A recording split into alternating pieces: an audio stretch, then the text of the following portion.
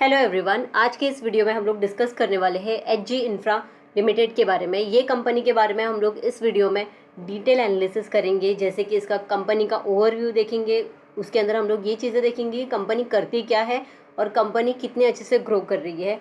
Second चीज़, हम लोग company का फंडामेंटल एनालिसिस कवर करेंगे। थर्ड, हम लोग कंपनी ने कितना डिविडेंड दिया है वो देखेंगे।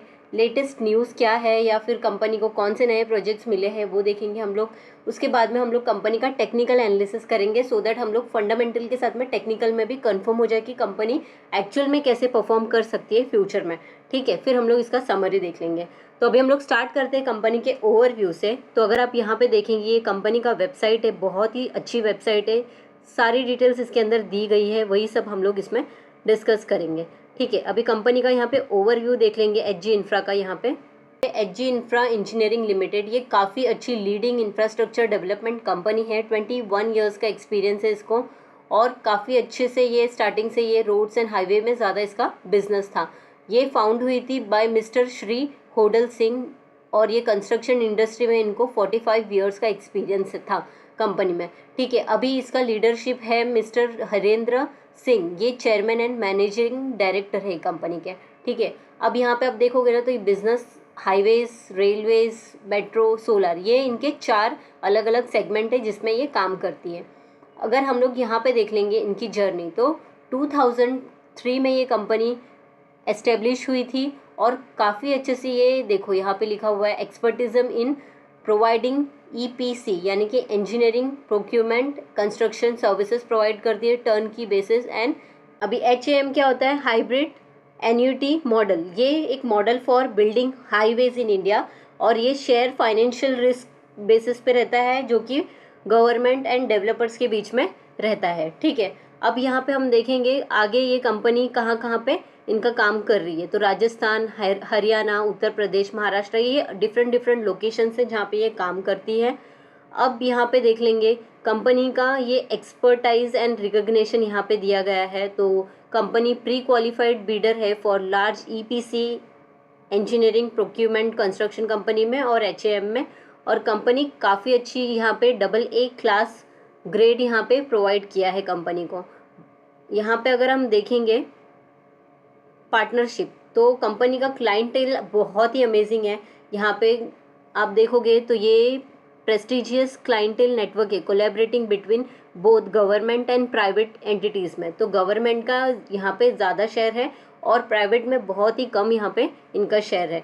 अब यहाँ पे आप देख सकते हो partnership includes well known name, जैसे कि ministry of road transport and highways, MORTH के नाम से भी हम जानते हैं, national highway authority of India NHAI के नाम से जानते हैं, Delhi metro rail construction DMRC, ये भी इनके क्लाइंट्स है, Indian railways, military engineering services, ये भी इनके क्लाइंट्स है, पब्लिक वर्क्स डिपार्टमेंट, ये भी इनके क्लाइंट है, RBI, अडानी भी इनको प्रोजेक्ट्स देती है, टाटा प्रोजेक्ट्स भी इनको मिलते हैं टाटा से।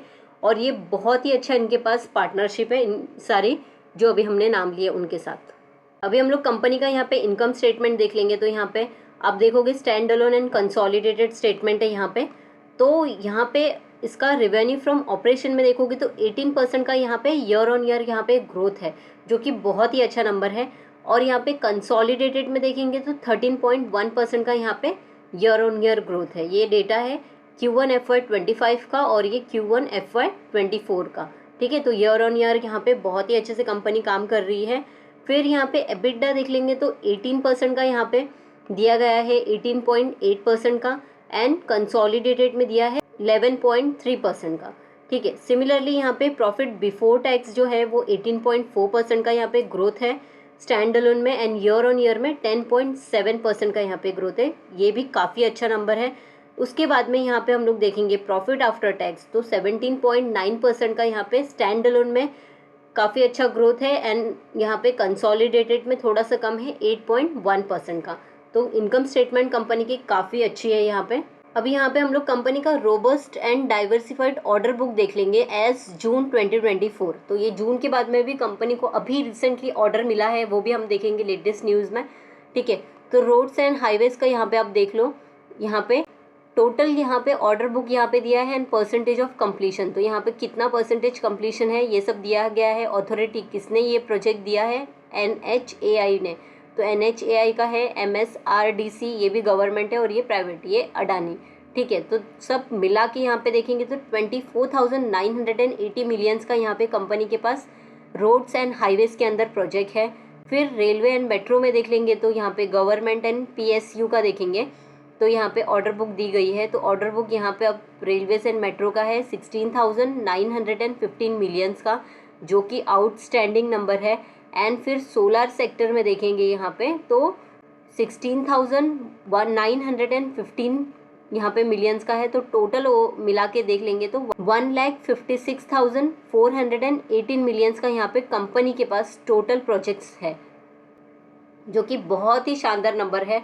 अब यहाँ पे सबसे इंटरेस्टिंग पार्ट, यहाँ पे प्राइवेट में आप देखोगे तो सिर्फ 9% का प्राइवेट प्रोजेक्ट है और गवर्नमेंट का 91% का गवर्नमेंट से इन कंपनी को प्रोजेक्ट मिलता है। HAM यहाँ पे देखेंगे तो ये जो है 72% का है और ये EPC जो है वो 28% का है, जो कि काफ़ी अच्छा है। And highway, railway and solar से देखेंगे तो हाईवे में सबसे ज़्यादा है 73% का, देन रेलवेज का 16% का एंड सोलर का 11% का। तो बहुत ही अच्छा ऑर्डर बुक कंपनी को मिल रहा है और जितने भी इनके 4 सेक्टर्स हैं, अलग अलग सेक्टर्स में, सब में इसमें परफॉर्मेंस मिल रहा है। अब यहाँ पे अभी आप देख सकते हो उत्तर प्रदेश का 13% से प्रोजेक्ट आता है, तेलंगाना का 3%, राजस्थान का 11%, सबसे ज़्यादा प्रोजेक्ट इनको मिला है महाराष्ट्र से, ठीक है। तो यहाँ पे आप देख सकते हो सारे परसेंटेज दिए गए हैं। अभी यहाँ पे कंपनी का जो HAM प्रोजेक्ट्स है वो काफ़ी अच्छे से एक्सपांड हो रहा है।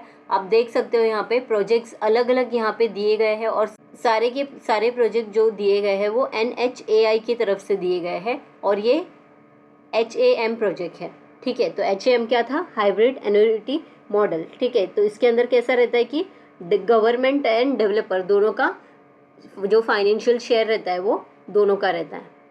अब हम लोग कंपनी का फाइनेंशियल स्टेबिलिटी देख लेते, तो ये बहुत ही इंपॉर्टेंट रहता है। कंपनी को प्रोजेक्ट्स मिल रहा है लेकिन उसकी फाइनेंशियल स्टेबिलिटी कैसी है ये देखना भी बहुत ज़्यादा ज़रूरी रहता है।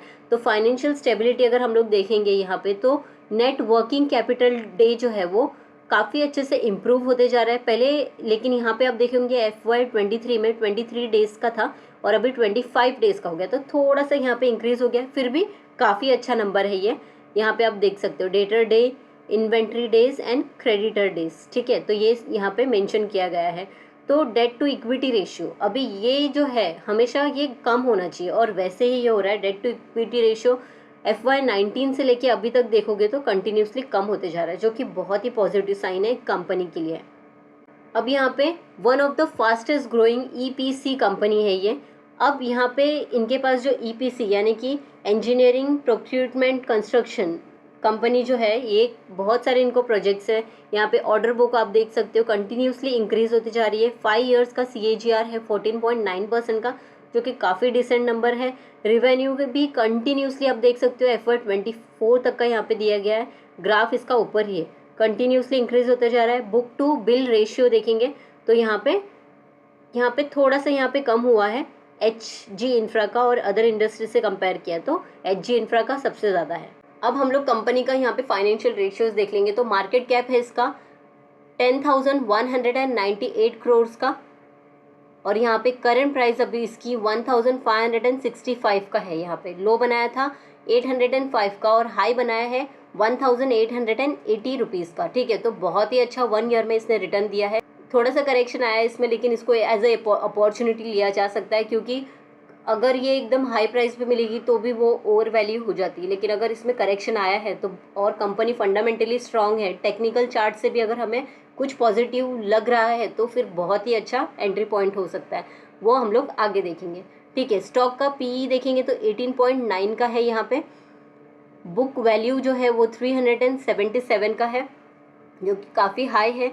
यहाँ पे ROCE है 24.1% का, जो कि काफ़ी डिसेंट है। ROE है 24.1 का। फेस वैल्यू 10 है, तो बहुत ज़्यादा अपॉर्चुनिटीज़ मिल सकती है, अगर कंपनी ने चाहा तो इसको स्प्लिट कर सकती है। एंड यहाँ पे इंडस्ट्री PE है 25 का। डिविडेंड पे आउट है इसका 0.15% का, तो कंपनी को डिविडेंड भी मिला था अभी, अगस्त 14 को इसने डिविडेंड दिया था 1.50 रुपीज़ का, ठीक है। ईपीएस है इसका 84.5 का, प्राइस टू बुक वैल्यू है 4.15 का, डेट टू इक्विटी रेशियो बहुत ही कम इस कंपनी पे कर्जा है और कंपनी कंटिन्यूसली इसका जो डेट है वो कम करते जा रही है। प्लेज परसेंटेज नहीं है जो कि काफ़ी अच्छा साइन है ये कंपनी के लिए। देन यहाँ पे करंट रेशियो है 1.74 का, क्विक रेशियो है 1.57 का, ठीक है, ये भी काफ़ी डिसेंट नंबर है। क्वार्टरली सेल्स देखेंगे तो 13.1% का है, क्वार्टरली प्रॉफिट 8.09 का है। तो सेल्स अगर ज़्यादा है एंड प्रॉफिट कम है तो इसका मतलब ये नहीं कि बहुत नेगेटिव है। सेल्स अगर आ रहा है और कंपनी प्रोजेक्ट एग्जीक्यूशन कर रही है टाइम पे तो इसका प्रॉफिटेबिलिटी भी जल्दी कन्वर्ट हो जाएगा। प्राइस यहाँ पे देख लेंगे, प्रॉफिट ग्रोथ देख लेंगे तो 0.96 का है ये ट्रेलिंग 12 मंथ का, और सेल्स ग्रोथ देखेंगे तो 14.1 का। तो अभी हमने एक चीज़ इसमें नोटिस की है कि सेल्स ये कंपनी को कंटिन्यूसली मिलते जा रहा है, प्रॉफिट इसकी कम है लेकिन फ्यूचर में इसका प्रॉफिटेबिलिटी बढ़ सकता है। वो डिपेंड करता है प्रोजेक्ट कितने स्पीड में ये इनका एग्जीक्यूट करके देती है। और ये कंस्ट्रक्शन कंपनी तो ऑब्वियसली सेल्स मिलने के बाद में इनको बहुत ज़्यादा टाइम लगेगा प्रोजेक्ट को डिलीवर करने के लिए, उस हिसाब से वो टाइम देती है कंपनी। ईवी एबिडा है इसका 10.4 का, और यहाँ पे प्रॉफिट आफ्टर टैक्स है 539 करोड़ का, पीजी रेशियो है 0.58 का। तो काफ़ी अच्छे इसके फाइनेंशियल रेशियोज हैं। अब यहाँ पे क्वार्टरली रिजल्ट देख लेंगे हम लोग, तो जून 2021 से लेके जून 2024 तक का यहाँ पे डेटा दिया गया है, ठीक है। तो हम सब देखेंगे, 941 करोड़ का इसका 2021 में सेल्स होता था, लेकिन अब इसका सेल्स इंक्रीज हुआ है। तो कंटिन्यूसली इसका सेल्स इंक्रीज हुआ है। सिर्फ यहाँ पे मार्च 2024 में देखोगे तो इसका सेल्स ज़्यादा था। कंपेयर करेंगे मार्च से जून को तो सेल्स थोड़ा सा डाउन हुआ है, लेकिन अभी जून के बाद में भी इनको बहुत सारे ऑर्डर्स मिले हैं जो कि ऐड होने के बाद, यानी कि जब Q2 FY25 का नंबर आएगा तब हमें पता चलेगा कि कंपनी ने कैसा ज़्यादा परफॉर्म किया है। अब यहाँ पे हम लोग देखेंगे ऑपरेटिंग प्रॉफिट जो है वो उस अकॉर्डिंग थोड़ी सी कम हुई है, लेकिन यहाँ से यहाँ तक देखेंगे तो ऑपरेटिंग प्रॉफिट कंपनी का कंटिन्यूसली इंक्रीज होते जा रहा है। देन यहाँ पे प्रॉफिट बिफोर टैक्स भी आप देखोगे तो कंटिन्यूसली इंक्रीज होते जा रहा है। सिर्फ ये जो है मार्च में इसका नंबर ज़्यादा आया था, अच्छा आया था, उसके कंपैरिजन में अभी नंबर थोड़े कम आए थे जून में, ठीक है। अब यहाँ पे नेट प्रॉफिट अगर हम देखेंगे तो नेट प्रॉफिट भी कंटिन्यूसली यहाँ पे इंक्रीज होते जा रहा है, और ईपीएस भी देखेंगे तो ईपीएस भी बहुत ही अच्छे से इम्प्रूव होते जा रहा है। तो कंपनी फंडामेंटली इसका क्वार्टरली रिजल्ट्स भी काफ़ी डिसेंट है। अब हम लोग प्रॉफिट एंड लॉस स्टेटमेंट देख लेंगे, तो यहाँ पे सेल्स आप देखोगे ये ईयर ऑन ईयर का रहता है और ये है ट्रेलिंग 12 मंथ का, ठीक है। तो सेल्स यहाँ पे आप देखोगे ना तो मार्च 2024 में कितना था, 5378 करोड़ का था, और अभी ट्रेलिंग 12 मंथ में आप देखोगे तो 5555 करोड़ का हो गया, यानी कि ऑलरेडी इसने प्रीवियस जो वैल्यू था, प्रीवियस जो जितना भी सेल्स था उसको क्रॉस करके बहुत ही आगे बढ़ चुका है, जो कि काफ़ी अच्छा नंबर है। देन यहाँ पे ऑपरेटिंग प्रॉफिट भी आप देखोगे तो पहले से ज़्यादा हो गया है, एंड यहाँ पे प्रॉफिट बिफोर टैक्स भी इंक्रीज होते जा रहा है। देन नेट प्रॉफिट भी आप देखोगे तो 551 करोड़ का हो गया है, पहले 539 का था, ठीक है। एंड यहाँ पे ईपीएस भी आप देखोगे तो इंक्रीज होते जा रहा है। तो कंपनी का प्रॉफिट एंड लॉस स्टेटमेंट भी काफ़ी शानदार है। अब हम लोग सेल्स देख लेंगे। यहाँ पे कंपनी का जो सेल्स है वो 3 इयर्स का देखेंगे तो 27% का है, ट्रेलिंग 12 मंथ का 14% का है, जो कि काफ़ी अच्छा है। एंड यहाँ पे प्रॉफिट ग्रोथ देखेंगे, कंपाउंडेड प्रॉफिट ग्रोथ, तो यहाँ पे 3 इयर्स का 30% का है, लेकिन ट्रेलिंग 12 मंथ का आप देखोगे तो सिर्फ 1% का है। तो सेल्स है कंपनी के पास, कंपनी का प्रॉफिट जल्द ही यहाँ पे पता चलेगा हमें। CAGR इसका 59% का है, और यहाँ पे रिटर्न ऑन इक्विटी भी देखोगे तो काफ़ी अच्छा आया है। अब यहाँ पे हम लोग देखेंगे कंपनी का शेयर होल्डिंग पैटर्न, जिसके अंदर आप देखोगे प्रमोटर होल्डिंग 74.53% का प्रमोटर होल्डिंग है, कोई चेंजेस नहीं है, उतना ही है, और बहुत ही अच्छी प्रमोटर होल्डिंग है इसके अंदर। FI की होल्डिंग आप देखोगे तो FI ने अपने स्टेक यहाँ पे इंक्रीज किए हैं। DI ने देखेंगे तो DI ने अपने स्टेक यहाँ पे थोड़े से कम किए, यानी DI ने सेल किया है, FI ने बाई किया है, और पब्लिक का जो भी स्टेक है वो कांस्टेंट है, कोई चेंजेस नहीं आया है प्रीवियस क्वार्टर से कंपेयर करेंगे। तो शेयर होल्डिंग पैटर्न मुझे बहुत पसंद आई है। कंपनी फंडामेंटली बहुत ही स्ट्रांग है, और कंपनी के पास ऑर्डर बुक भी भर भर के है। तो फ्यूचर में ये कंपनी बहुत ही ज़्यादा अच्छे से परफॉर्म कर सकती है, क्योंकि इनके पास ज़्यादातर प्रोजेक्ट आते हैं वो गवर्नमेंट के पास आते हैं, और गवर्नमेंट इंफ्रास्ट्रक्चर को लेके बहुत ही ज़्यादा बुलिश है। इंफ्रास्ट्रक्चर को वो बहुत ही ज़्यादा इम्प्रूव करने वाली है और कर रही है और करते जाएगी, क्योंकि गवर्नमेंट का फोकस है इंफ्रास्ट्रक्चर को बहुत ही बेहतरीन बनाने का। यहाँ पे देखो, एचजी इंफ्रा इंजीनियरिंग, ये कंपनी को प्रोजेक्ट मिला था अर्लियर दिस मंथ। ये मंथ में कंपनी को प्रोजेक्ट मिला है। Road project value of ₹781 crore का यहाँ पे ministry of road transport and highway से इनको ये प्रोजेक्ट मिला है, जिसकी वजह से ये शेयर को बहुत ही अच्छा प्रॉफिट मिला था। यहाँ पे आप देख सकते हो, the share of HG infra engineering rose 2.39% during the day,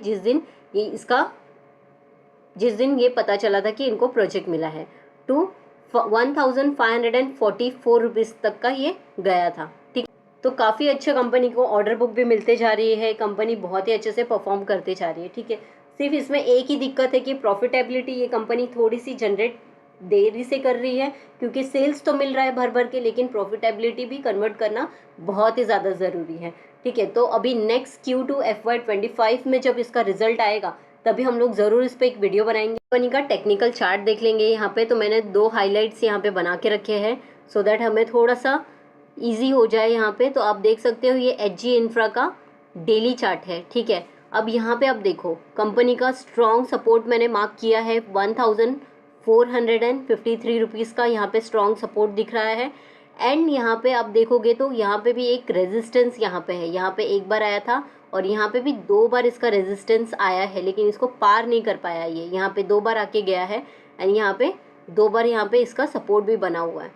तो यहाँ पे इस लाइन पे ये घूम रहा है। तो अगर ये कंपनी का स्टॉक अगर ये लाइन को ब्रेक करता है, यानी 1638 रुपीज़ को अगर ब्रेक करता है, तो बहुत ज़्यादा चांसेस है ये ऊपर जाएगा, लेकिन ऐसे एकदम से ऊपर जाएगा नहीं है। ठीक है, इसको थोड़ा टाइम लगेगा, लेकिन ये अगर ये इस बाउंड्री से बाहर निकलता है तो बहुत ही ज़्यादा चांसेस है। लेकिन स्टॉक मार्केट में कुछ भी हो सकता है, तो ऐसा नहीं है कि मैंने ये कहा कि ये ऊपर ही जाएगा तो ऊपर ही जाएगा, ऐसा कुछ नहीं है। मार्केट को प्रेडिक्ट करना बहुत ही ज़्यादा डिफिकल्ट है। हम लोग टेक्निकली सिर्फ समझ सकते हैं कि ये इस लाइन पे घूम रहा है, इसके अंदर इसके यहाँ पे 2 बार सपोर्ट लिया है, यहाँ पे 2 बार रेजिस्टेंस बनाया है। इस वजह से उसका एक बोलते ना व्यू ये निकलता है कि अगर इसको ये ब्रेक करेगा तो ऊपर जाएगा, अगर इसको ब्रेक नहीं कर पाया तो ये कंसोलिडेट करेगा, या फिर ये इसको ब्रेक करके डाउन भी जा सकता है। तो कुछ भी हो सकता है मार्केट में। इसका वीकली चार्ट देख लेंगे।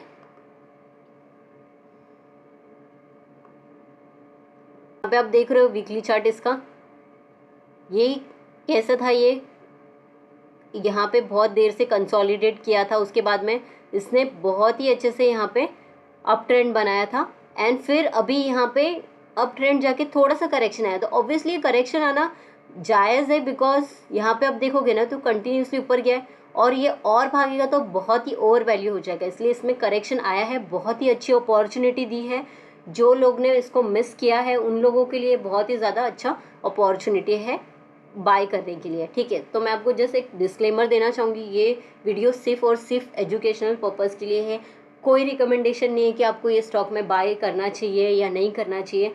आपको मैंने फंडामेंटल एनालिसिस बता दिया, टेक्निकल एनालिसिस बता दिया, कंपनी के प्रोजेक्ट्स बता दिए, कंपनी का वेबसाइट बता दिया है, और जितनी चीज़ें हमने देखी, कंपनी के प्रोजेक्ट्स बहुत अच्छे हैं, कंपनी फंडामेंटली बहुत ही स्ट्रांग है। अगर टेक्निकल के हिसाब से देखेंगे तो इसमें बहुत ही अच्छी अपॉर्चुनिटी है। लॉन्ग टर्म के पॉइंट ऑफ व्यू से अगर देखेंगे तो बहुत ही अच्छी अपॉर्चुनिटी है इसमें एंट्री लेने के लिए, और कंपनी को लेटेस्ट ऑर्डर बुक भी मिले हैं, तो उसमें बहुत ही ज़्यादा पॉजिटिविटी कंफर्मेशन मिल रहा है कि ये कंपनी फंडामेंटली बहुत ही आगे स्ट्रॉन्ग ग्रो हो सकती है। ठीक है, और अपने जो शेयर होल्डर्स है, आप देखोगे जिसने भी इसके अंदर बाइंग की है या फिर जो भी बाय करेगा, उनको ये काफ़ी अच्छा लॉन्ग टर्म में रिटर्न बना के देगी, ये तो 100% श्योर है। ठीक है, ऐसा नहीं है कि 1 साल में 2 साल में, कभी भी हो सकता है ये। ठीक है, तो लॉन्ग टर्म के लिए कंपनी बहुत ही ज़्यादा स्ट्रांग है। गवर्नमेंट के ज़्यादातर इस कंपनी के पास प्रोजेक्ट है, इसके लिए आप सोचिए, ये वीडियो को और एक बार देखिए, इससे रिलेटेड और आप थोड़ा सा खुद से एनालिसिस कीजिए, अपने वॉच लिस्ट में रखिए, और फिर देखिए कि आपको एंट्री करनी है या नहीं करनी है। ठीक है, तो आपको ये वीडियो कैसा लगा है प्लीज़ मुझे कमेंट करके बताइए।